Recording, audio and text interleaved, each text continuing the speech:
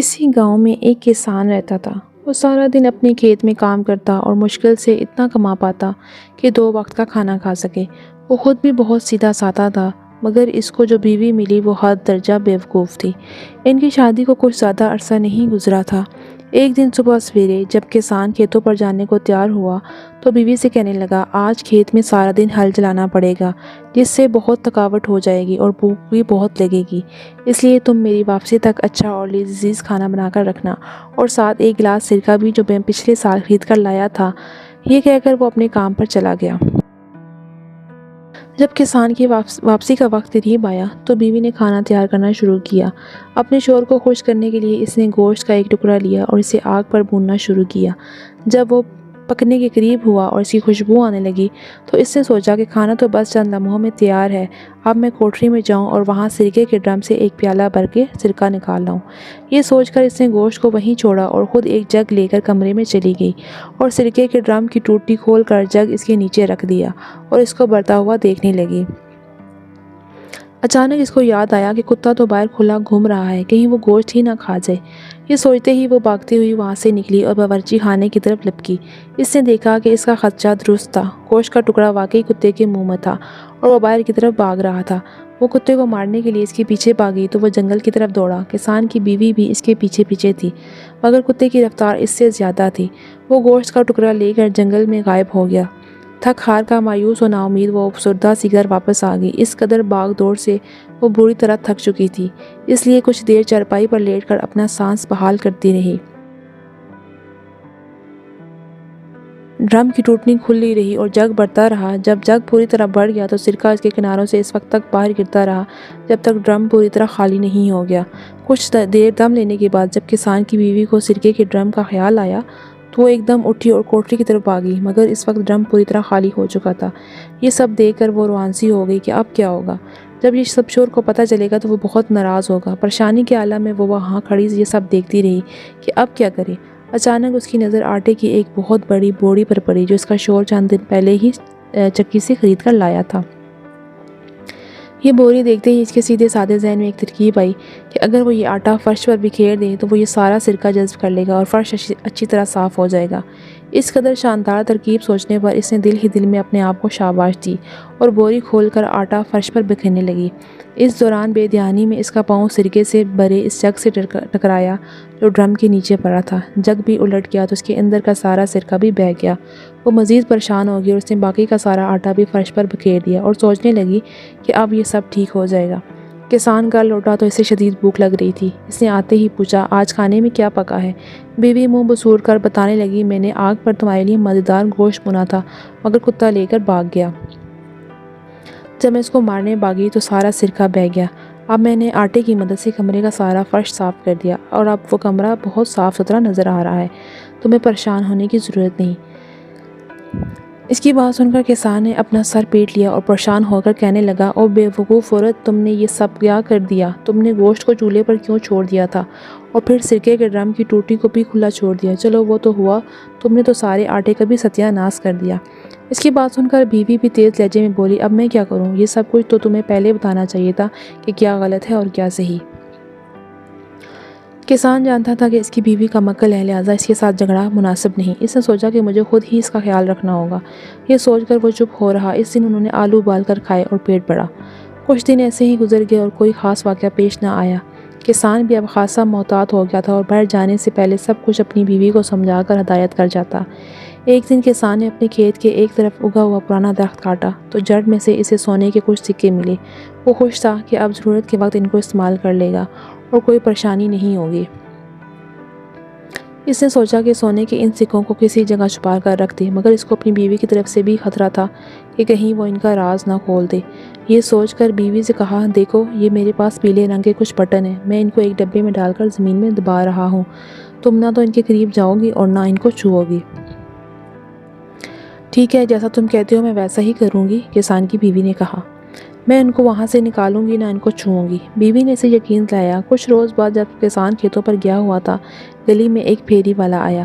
اس کے ساتھ اس کا ایک مددگار بھی تھا۔ وہ گدھوں پر مٹی سے بنے خوبصورت نقش و نگار والے برتن لاد کر فروخت کر رہا تھا۔ ان کی آواز سن کر کسان کی بیوی نے گلی میں جھانکا تو یہ برتن دیکھ کر اس کا جی للچا گیا۔ یہ دیکھ کر پھیری والا پوچھنے لگا، کیا تم یہ برتن خریدنا چاہتی ہو؟ ہاں، مگر میرے پاس اس وقت رقم نہیں ہے۔ پھر کچھ سوچ کر بولی، کیا تم ان برتنوں کے بدلے پیلے بٹن لے لو گے؟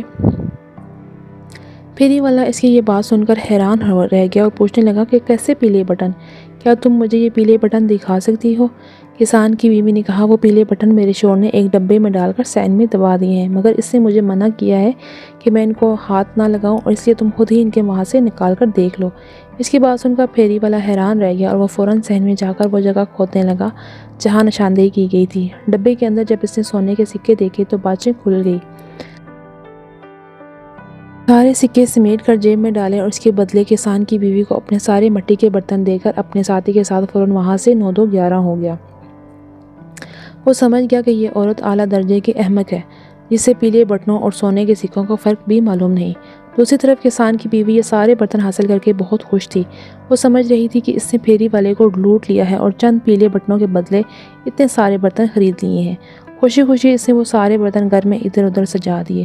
تھوڑی دیر بعد جب کسان دوپہر کا کھانا کھانے کے لیے آیا تو گھر میں اتنے سارے نئے برتن رکھے ہوئے دیکھ کر چونک گیا اور حیرت سے پوچھا، ارے یہ سب برتن کہاں سے آئے؟ بیوی نے مسکراتے ہوئے بتایا، دیکھو کتنے خوبصورت برتن ہیں، یہ سب میں نے تمہارے ان فضول پیلے بٹنوں کے بدلے میں خریدے ہیں۔ کسان پریشان ہو کر چلا اٹھا، کیا؟ جب میں نے تمہیں منع کیا تھا کہ انہیں ہاتھ نہیں لگانا تو پھر تم نے انہیں وہاں سے کیوں نکالا جہاں میں نے انہیں دبایا تھا؟ میں نے انہیں وہاں سے نہیں نکالا، میں نے تمہاری پوری بات مانی۔ تم نے مجھے ان کو چھونے سے منع کیا تھا، اس لیے میں نے انہیں ہاتھ بھی نہیں لگایا، صرف جگہ بتائی تو پھیری والے نے خود ہی کھود کر نکال لیے۔ بیوی نے پوری وضاحت کی۔ کسان غصے سے، او بیوقوف عورت، تم نے وہ جگہ اسے بتائی ہی کیوں؟ تم نے مجھے اس بات سے تو منع کیا ہی نہیں تھا، بیوی معصوم سا منہ بنا کر بولی۔ کسان، احمق عورت، ارے بیوقوف، وہ سارے پیلے بٹن سونے کے سکے تھے، تم نے یہ کیا کر دیا؟ بیوی نے کہا، یہ تو تمہیں پہلے بتانا چاہیے تھا نا، اب یہ تمہاری غلطی ہے۔ کسان کچھ دیر غصے میں چلاتا رہا اور اس طرح میں بیوی کھڑی منہ بسوڑتی رہی۔ پھر شور سے کہا، میرا خیال ہے ہم وہ سونے کے سکے اب بھی واپس لے سکتے ہیں، وہ دونوں ابھی زیادہ دور نہیں گئے ہوں گے، آؤ ان کے پیچھے چلتے ہیں۔ بیوی کی بات سن کر کسان بھی کچھ سوچنے لگا، پھر بولا، ہاں ہم کوشش تو کر ہی سکتے ہیں، مگر اپنے ساتھ کچھ لڈو ضرور لے لینا تاکہ اگر راستے میں بھوک لگے تو ہم وہ کھا لیں۔ بیوی نے ایک ٹوکری میں 2 لڈو رکھ لیے اور دونوں گھر سے نکل کر اس طرف چل پڑے جس طرف پھیری والا گیا تھا۔ وہ راستہ جنگل کی طرف جاتا تھا۔ کسان تیز چلتا تھا مگر اس کی بیوی کی رفتار دھیمی تھی، اس لیے وہ بار بار پیچھے رہ جاتی۔ کسان اسے تیز چلنے کا اشارہ کرتا مگر اس نے سوچا، اگر پیچھے رہ بھی جاؤں تو کوئی مسئلہ نہیں، اس لیے کہ جب ہم گھر واپس جانے کے لیے مڑیں گے تو مجھے شوہر کی نسبت کم فاصلہ طے کرنا پڑے گا۔ اسی طرح چلتے چلتے بیوی شوہر سے کافی پیچھے رہ گئی تھی۔ سامنے ایک چھوٹی سی پہاڑی تھی۔ جب وہ اس پہاڑی پر چڑھنے لگی تو اس کے ہاتھ میں پکڑی ٹوکری میں سے ایک لڈو باہر گر گیا اور لڑکتا ہوا پہاڑی کے نیچے جھاڑیوں میں چلا گیا۔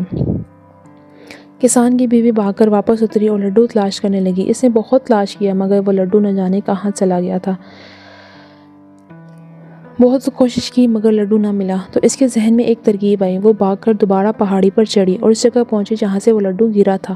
وہاں پہنچ کر اس نے دوسرا لڈو بھی نکالا اور اسے نیچے پھینکتی ہوئی بولی، اب یہ لڈو بھی وہیں جائے گا جہاں پہلا گیا تھا، میں اس کے پیچھے پیچھے جاؤں گی اور اس کے ساتھ مجھے پہلا والا لڈو بھی مل جائے گا۔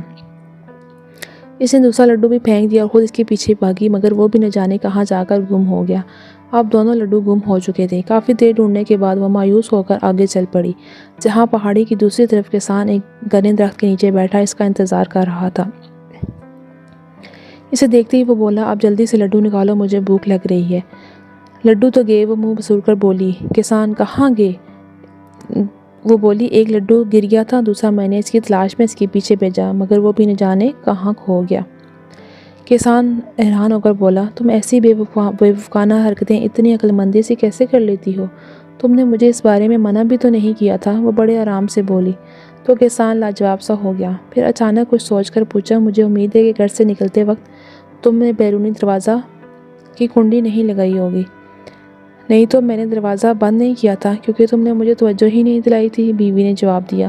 اس کی بات سن کر کسان پریشان ہو گیا اور غصے سے چیخا، اس سے پہلے کہ ہم مزید آگے جائیں تم گھر واپس جاؤ اور دروازہ بند کر کے اسے تالا لگا کر آؤ، اور ہاں، آتے ہوئے کھانے کو بھی کچھ لے آنا۔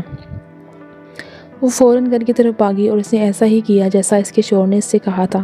کھانے کے لیے اس نے باداموں کی ایک تھیلی اٹھا لی اور پینے کے لیے پانی کے ایک چھوٹے سے مشیزے میں پانی بھر لیا۔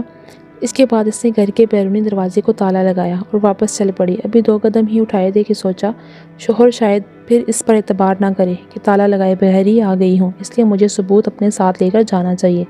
یہ سوچ کر اس نے زور لگایا اور پورا دروازہ ہی اکھاڑ کر سر پر رکھ لیا اور واپس شوہر کی طرف چل پڑی۔ جب وہ واپس وہاں پہنچی تو شوہر دروازہ اس کے سر پر دیکھ کر حیران رہ گیا اور پوچھا، ہے عقل مند عورت، یہ کیا ہے؟ بیوی چہہ کر بولی، تم مجھے بے وقوف سمجھتے ہو نا، مگر دیکھو میں کتنی عقل مند ہوں۔ مجھے علم تھا کہ تم میری بات کا یقین نہیں کرو گی، اس لیے میں پورا دروازہ ہی ساتھ لے آئی ہوں۔ اب خود دیکھ لو میں نے اس میں تالا لگایا ہے یا نہیں۔ ہرے ہرے، تم تو پورا دروازہ ہی اکھاڑ لائی، اب تو ہر کوئی آسانی سے گھر میں گھس جائے گا۔ کسان لال پیلا ہو کر بولا، ہرے کوئی کیسے گھس جائے گا؟ دروازہ تو میرے پاس ہے، پھر کوئی کیسے گھر میں داخل ہو سکتا ہے؟ بیوی آنکھیں گھما کر بولی۔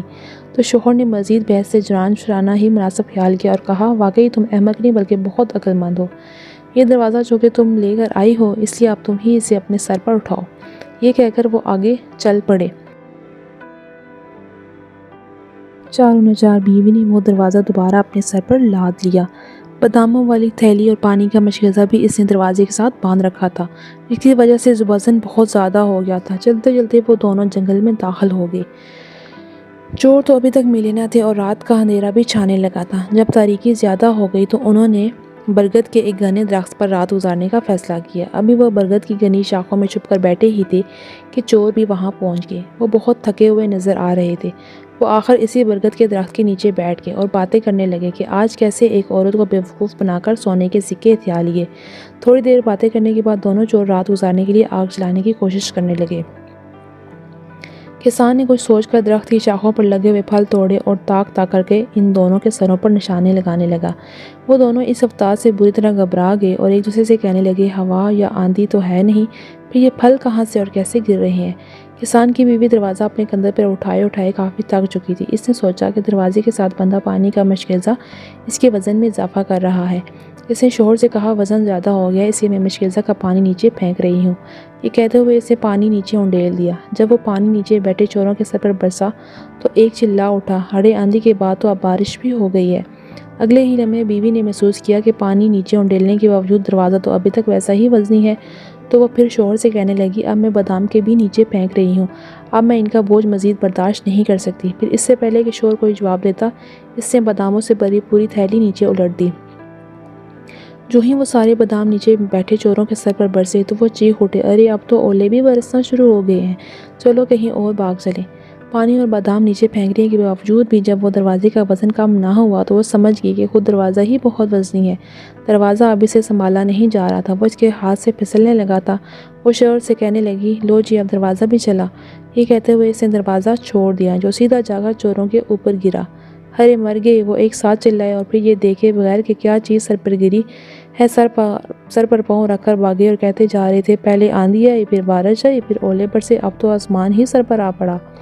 بھاگتے ہوئے چور اپنا سارا سامان وہیں چھوڑ گئے۔ ان کو بھاگتا دیکھ کر کسان اور اس کی بیوی درخت سے نیچے اتر آئے۔ چوروں کے سامنے سے ان کو اپنے سونے کے سارے سکے واپس مل گئے اور انہوں نے چوروں کا سارا سامان اٹھایا اور گھر کی طرف واپس چل پڑے۔ سو فرینڈز، آج کی کہانی آپ کو کیسی لگی؟ ہوپفلی آپ نے یہ کہانی انجوائے کی ہوگی۔ اب آپ سے چاہتی ہوں اجازت، اپنا بہت سارا خیال رکھیے گا، دعاؤں میں یاد رکھیے گا۔ اللہ حافظ۔